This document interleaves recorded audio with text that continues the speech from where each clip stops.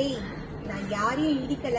என்ன பிளாக்மெயில் பண்றியா? எல்லாரையும் சேர்த்து வச்சுக்கிட்டு என்ன டிராமா பண்றியா?